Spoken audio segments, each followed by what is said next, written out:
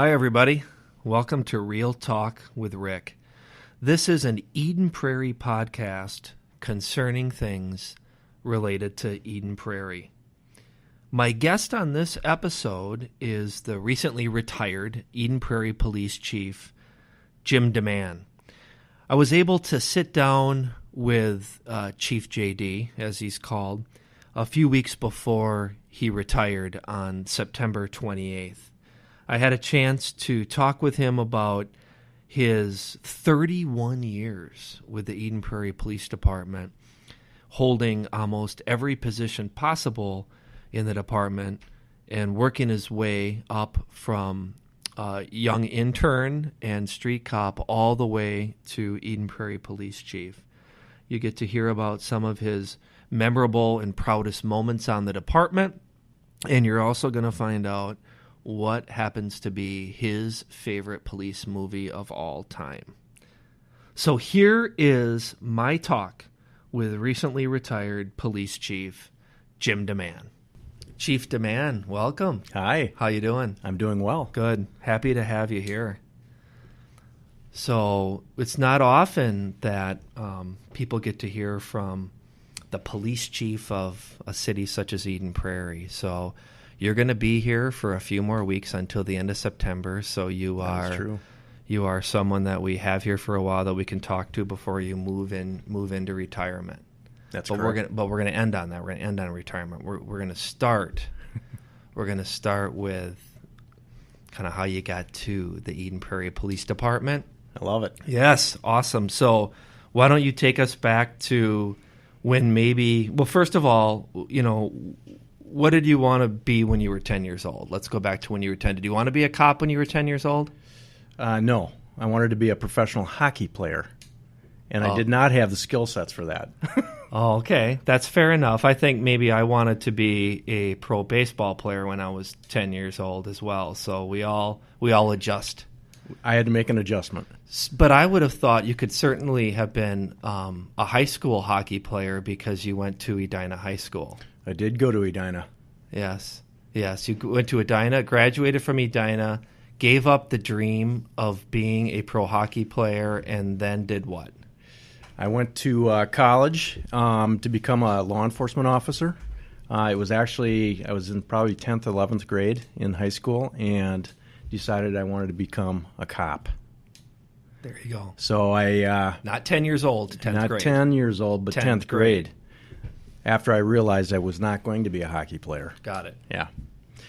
And went to Golden Valley Lutheran College, where I got a good start on my education, and then transferred up to St. Cloud State and finished my schooling at St. Cloud. Then what did you do?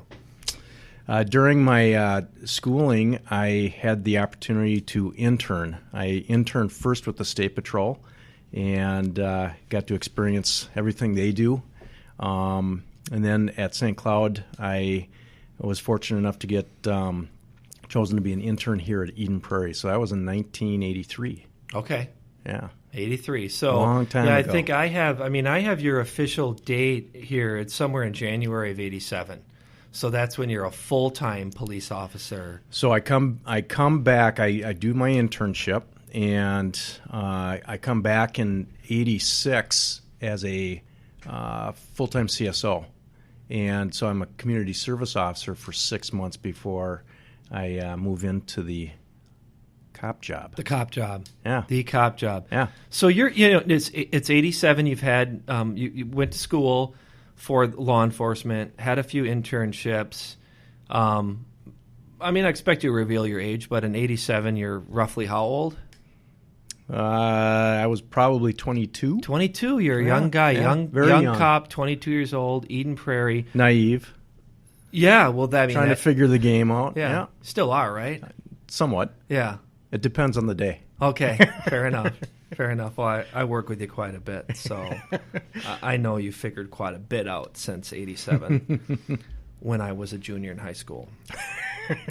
So talk about, and that's kind of the main reason for being here, is talking about your career as in the Eden Prairie Police Department, because we know you've done it all. So take us through your career? You're like you talked about. You're a street cop.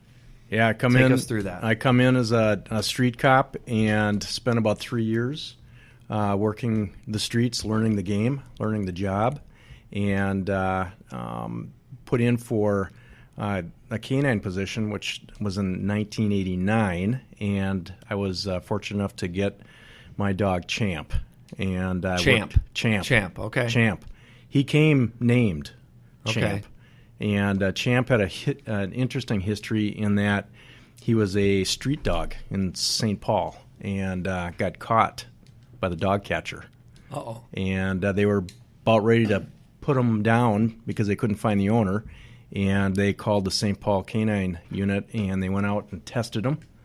And he had what it takes to be a canine. And I was lucky enough to get assigned that dog. So that was how I was introduced to Champ. Okay.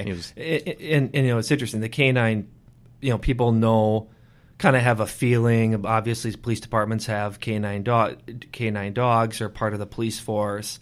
Right now, we have 2. Mm-hmm. And I don't know back to '89 if that was the only canine we had at that time, or no, we had 2 then. 2. We had 2 then. But what's interesting, what a lot of people don't know, is you talked about how the dog came to be, but that ends up being your dog. Is that pretty? So people don't realize that. Maybe they think like sometimes a police car gets left at the station sometimes, but the dog doesn't get left at the station. No, that dog comes home with us. Right. And the idea behind that is that you want to have a strong bond between the officer and that dog. And so you bring them home. They're part of the family. They're socialized that way, so they're good with kids. And you really develop a strong bond with that animal. So then how long were you with Champ? Champ was on the street for about almost 8 years. Wow. Yeah, we had a very good run. You and Champ had an 8-year run together? Yeah. Wow. Yeah. Wow. Yeah. He had some very, very good successes on the street, doing street work. Probably one of the most memorable tracks that we had was Edina. PD called us. They had a young man who ingested quite a bit of medication and took off from their home and called for a canine, and Champ and I went out and did a track that lasted almost a mile and a half, almost 2 miles, and we were able to locate him and get him to the hospital. Wow. To get him some help. I've got several stories like that. We also competed, because we have to compete to maintain our PD1 certification, and Champ did very well in the regional area here. We finished in top dog team on 1 year, and we were second and third place in other years. I went to Florida for the national trials and finished 9th overall in the nation. Wow. So it was an incredible run with that dog. Absolutely. Yeah. Okay. So canine officer, and now we're into the 90s. And tell me about that path through and up the department. So I leave canine and become an investigator and work auto thefts for a year and a half or so. And then I went back. But nothing, cars really don't get stolen in Eden Prairie, so you probably didn't really. There were a year and a half, you were probably bored. Few taken. Just a few. Okay, it happens. Yeah. All right. Went back and started working the street and became an FTO, a field training officer. So when we hire new officers, we have them assigned to experienced officers to get them up and running.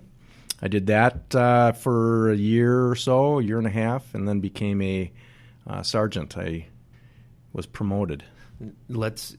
Before we get to sergeant, promoted to sergeant, so FTO, can you talk a little bit about how that works when a new officer is hired? They're not immediately thrown out, get in your car, have a good time, fight crime. No. Talk about what the FTO program is. And maybe it's different now than when you were FTO. I think it's somewhat similar. It's very similar, but to become a police officer, you have to get your schooling done, and then you go to skills course, and you become eligible to be licensed in the state. And that's when the candidates go out and try to find a job. And once they get hired, they're assigned an FTO, and it's a 3-month to 4-month program where those candidates are specifically trained how to do police work within Eden Prairie. And through that process, you experience all kinds of calls for service. You go through all kinds of continuing education regarding case law, all that stuff, and to get you up to speed. And then once that occurs, you're put out on your own. And after about a year, you're graduated out of the FTO program, and you're on your own. Yeah, and that's pretty extensive. Yes, yeah. People, there's a lot that goes into training, obviously, and even kind of starting out. Obviously, there's a lot that you can maybe talk to people about and study, but being out there, right? And experiencing it. Experience. And we'll talk about that in a little bit, about what you experienced and what you saw, some of your moments. But you were promoted to sergeant, which meant in Eden Prairie, in most places, you're now supervising officers. Correct. So my first assignment as a sergeant was to run the FTO program. So I was in charge of our FTOs, of which we had 5 or 6 at the time, and I supervised them and helped them train the new candidates as they came into the department, and spent most of my time on the street. So I was assigned, we have sergeants in different parts of the organization. We have administrative sergeants, but I spent most of my time on the street as a sergeant. Sergeant, yeah. Investigative sergeants, administrative sergeants, and patrol sergeants that we have. And then, at least in the Eden Prairie Police Department, the next step is lieutenant. Correct. I became a lieutenant and was assigned investigations. It was a great experience, great people to work with within the organization. After about 2.5 years in investigations, I moved to patrol and spent just about 3 years in patrol and ran the patrol division. My heart is on the patrol side of things. Okay. Yeah. Well, when you think about that too, and when I meet new officers, it's when you're new and starting patrol means you're working nights. Yeah. Right. And so it's a 24-hour day business. We are. It is. Police department is. And but as a sergeant and as a lieutenant under patrol, and as you're talking about patrol, that's also 24/7 because it is. Stuff's happening all the time. Yep. And then in Eden Prairie, then you have a captain and or a deputy chief, and then a chief. Correct. So you've held both of those positions as well. I have. Yeah. Yeah. And then you have been the chief since 2016 until the end of September. At September 2018 is when you plan to retire. Correct. After starting back in your internship back in 1983. So that's an awesome run. It's been a long run. Yeah. Rewarding. Yes, that's great. So I guess some memories, some stories about Eden Prairie. What would be a couple memorable calls that stick out throughout your tenure? Yeah, there's quite a few. I think the ones that stick out, the first one that really sticks out to me is I was still in the FTO program, and we had gotten a call of a fatal car crash on Flying Cloud Drive, and it was myself and my FTO, we were the first to arrive on scene, and that was my first kind of eye-opening experience and a reality check that I was starting in a career that I was going to see a lot of tragic things. And in this case, it was a gentleman that suffered from mental health issues and decided that he had no other options and chose to drive his vehicle in front of a semi-truck. Wow. And ended his life. Fortunately, the driver of the semi-truck was not injured, but it was a devastating crash. So that was really the first real taste of law enforcement for me. Yeah. And obviously, when you think about the, calls that you go on, I think we've talked about this before, that, many times police officers are seeing people on not the best days, different, tragedies happen. There's a lot of positive too. You're going to talk about the positive, but that's probably something over your career you've seen too, where you've probably had to deal with training and development of officers dealing with stress that they deal with. Yeah. So that's probably something that you're sharing an experience from early on that officers still go through now. But maybe talk a little bit about kind of what we try to do in dealing with. Yeah, that's a great question. So one of the things that we've worked very hard on in law enforcement. And unfortunately, it's really been recently that we've started working on this. And this is not just here in Eden Prairie, but really across the country. But there's a culture in law enforcement that this is you have to be tough, and you have to, you experience these tragic things, and you have to stuff them and just deal with them. And that's not good. And, our goal is to make sure that we're putting healthy law enforcement officers out on the street. And so we've really had to change the culture, and it's happening across the country, but change the culture of law enforcement and really look at officer wellness. And so we spend quite a bit of time and money investing in our officers' health, or their mental health, their physical health. And I think that's, as I'm leaving this profession, that's probably one of the things I'm most proud of, is that our work that we're doing to maintain the health of our officers. Yeah, absolutely. So what would be one of your favorite memories looking back?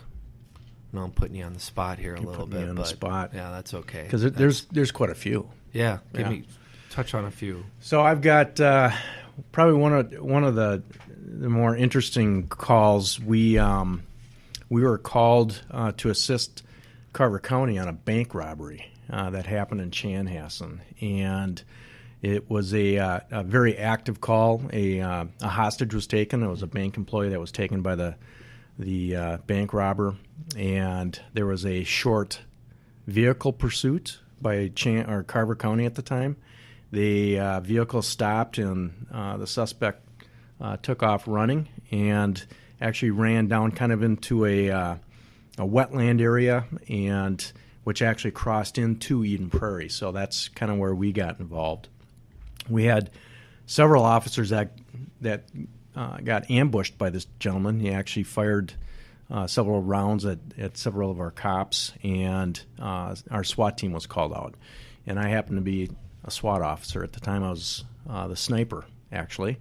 And as this case started to develop, I got on scene, and my job was to get to high ground and use my night vision to see if I could see where this gentleman was hiding in this area. So I moved to a home, and I was on the back side of the home, and we had an officer up front talking with the homeowner, and we were trying to convince that homeowner that he should maybe leave the residence because of the situation we had. And he was difficult with us. He was telling us he was not going to leave the house. There was no way, no how. This was his house. He wasn't going to leave. And during that conversation, I had thrown my sniper bag and my weapon up onto their deck, and I was climbing onto their deck. And according to the officer, the gentleman looked back through the sliding door and said, "Well, who's that out there?" And my officer said, "Well, that's our sniper." And so this gentleman yelled out to his wife, "Honey, pack your bags. We got to get out of here." I thought that was funny. Yeah, that's memorable. Yeah, absolutely. What are you most proud of when you look back at your time? What are you most proud of? There's several things I'd mentioned. Just the work that we're doing for our wellness of our officers. I'm proud of that. Yeah. I'm proud of my time in K-9. I had two opportunities as a sniper where I was asked by the Secret Service to assist with presidential visits, specifically Vice President Al Gore was in town, and they needed extra snipers, so I provided some overwatch for his visit. Prime Minister John Majors was here for a visit, and I also did some work with the State Department's security team, so that was very memorable for me. My just time working with all my partners, it's been great. And of course, leaving the department as the top cop, the chief position, that's been a big one for me. Well, I've worked with you for 7.5 years, these 2+ as chief and then as deputy chief prior to that. So I know in that chunk of time, too, you talked about working with my partners. I know that you said, Hart being in patrol and some of the different work you've done. But I know, too, when you talk about working with your fellow officers, that you've been a mentor to a lot of people over the years, many that are still with the department. But, that's one thing I want to mention that I know, too, that you've, mentored a lot of fellow officers. So I think that organizational development and kind of building the culture of the Eden Prairie Police Department, I think, is a career accomplishment of yours. So yeah, thank you. I want to tell you that. I appreciate that. Yeah, absolutely. So what, kind of over time again, though, what are some of your thoughts on maybe what's changed in maybe policing? You can cover whether it's our department, because I know, I talked to the mayor a while back. We talk about, and everyone talks about if they've been here a while, the city that was a smaller community in the 60s, Sure. 70s, and 80s, and it grew. So I think it's the same with the police department. You grew with the police department. And also policing in general has changed. But I just kind of want some of your thoughts, whether it's just down to the city or maybe the whole field that you work in. Sure. What's kind of changed in the last 25, 30, 35 years? Well, when I first was hired, I was the 25th officer here. The city was much smaller. It was simpler times. And as the city has grown, which has been a great experience, and it's a beautiful city, things occur that require more services. And some of those services can be very intensive for law enforcement agencies. So just as the population has grown, we've grown. Our department has experienced, some growing pains and making sure that we get the right training and the right equipment. We've always had great support from the community, great support from the councils that I've been a part of. Mm-hmm. It's really been a tremendous run. Recently, when you look at what's happening across the country, law enforcement has really taken a hit because of some of the stuff that's occurred throughout the country. And we work very, very hard to maintain and build relationships with the community, because I believe that to be successful, we really have to be able to touch the community in a way that builds those relationships and builds the trust.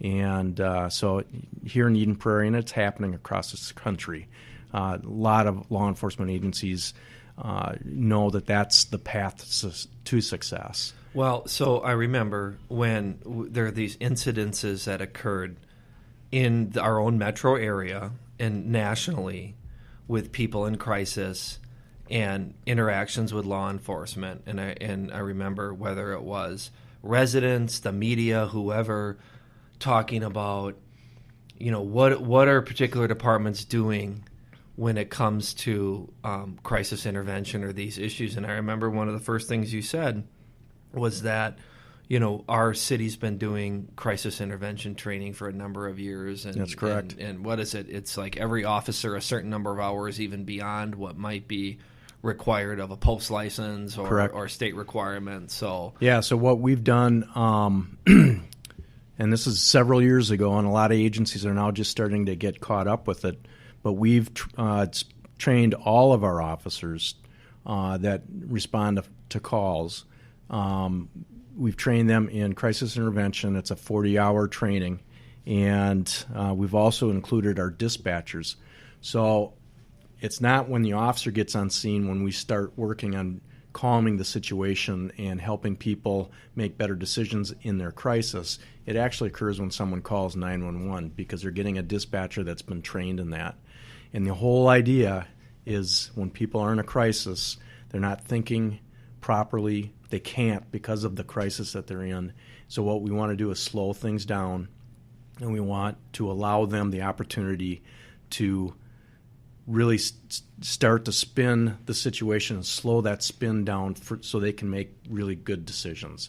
And it works. It does work. There are times, however, that law enforcement has to go hands-on and to protect an individual or to protect the public. Mm-hmm. And it's unfortunate when those things happen, but the incidence of those things happening has dropped dramatically since this training. Yeah, and I think I'm thinking about a couple recent things that you and I have talked about, or city initiatives. That the crisis intervention piece has been going on for a while, and then what's going on with the opioid crisis. Mm-hmm. So I know you've kind of taken a leadership role in that too. Yep. So I know there's some stuff we're trying to do. Yep. Maybe talk a little bit about that too. Yeah, I'd love to. So the heroin epidemic is not a big town problem. This is something that's occurring across the country. Most communities in this country have experienced this epidemic. And it's something that, we here in Eden Prairie have struggled with over the last couple of years. So we are working closely with our schools to create a impact video that we're going to present to classes to help educate. It's a video that we've just completed, and it's focused on Eden Prairie families that have experienced either an overdose and has survived, or victim family members that are dealing with the loss of a loved one from the heroin overdose. So it's something that is not going to go away anytime soon. It's something that we have to attack from different directions. Mm-hmm. We have to look at going after these, and I refer to them as predatory dealers that are looking for victims. And so we are aggressively going after them, and we've been successful in getting third-degree homicide charges on several individuals. We are looking at what we can do as an organization to help victims through our recovery assistance program that we've just started. We are working with Nystrom and Associates and creating a program where if an individual that's in their treatment program needs some financial assistance, we are able to provide some assistance with them to help them through their treatment program. It's an ongoing task, and as I leave, soon-to-be Chief Greg Weber, will be in a position to continue this effort in trying to help our community. Sure. Yeah, we have to stay kind of ahead. We do. Of some of this, and there'll be something else even a year or two from now. What do we want? What do we want to be ahead of? Because we are one of the safest communities around, but no one is immune from so many of these different issues. That's correct. That we're talking about. So no, thank you. So just now we're at a little bit of maybe kind of some fun questions, or maybe a little get to know a little bit more about you personally too before we kind of wrap up and ask what's next for you. But maybe just start off with there's a lot of cop movies that have been made. What's your favorite cop movie? Well, I because of my canine career, I'm going to have to go with Canine. That was a great movie for me. Okay, and that was with Jim Belushi. Okay. Yeah, he had a German Shepherd dog, just like my dog, and I got. It was very, very funny for me. Champ was a German Shepherd. He was. Yeah. Okay. Yeah. Okay. Yeah. The Die Hard movies were pretty good too. Yeah. Yeah. Very realistic. Yeah. Yeah. Very realistic. Die Hard movies. What's something that most people haven't done that you would say you've done? So, well, I'm going to go back to those sniper stories that I've got, where I was able to provide some pretty specialized services for some pretty important people. Those are the very memorable times for me, and and I took great pride in that. Okay. So yeah. Okay. Cops, they deal with rules. It's a lot of rules, right? There are. If you could make one rule everybody had to follow, what one rule would you make? Be kind. Oh, okay. Be kind. That would be. And the reason I say that is, in law enforcement we see a lot of tragic stuff. There is a lot of good stuff, but there's a lot of tragic stuff, and it's usually people in crisis. And I think for me the takeaway is every one of us has struggles in life. And if people can just take a moment and remember the fact that we all have struggles, and sometimes we don't behave in the best manner possible. If you just take a moment and remember that maybe that individual's struggling with some type of a challenge, in that if you're kind in your response, I think that's a good thing. Police officers are heroes. Who's your hero? So that's a tough one. For me, it's cancer victims are my heroes. Unfortunately I've had a couple friends that I've had two friends that have survived, and to watch the courage that it takes to hunker down and fight a disease like that was awe-inspiring to me. And I've also had a friend that lost his battle, and to watch his courage through that fight was unbelievable. Yeah. So yeah. I think cancer victims are real heroes in my mind. Yeah. So what's next? What do you have planned? So I'm going to take a couple months off. Okay. And heal from 31 years of law enforcement. So I'm going to try to get my sleep pattern back into the normal range and not be interrupted in the middle of the night from phone calls and that kind of stuff.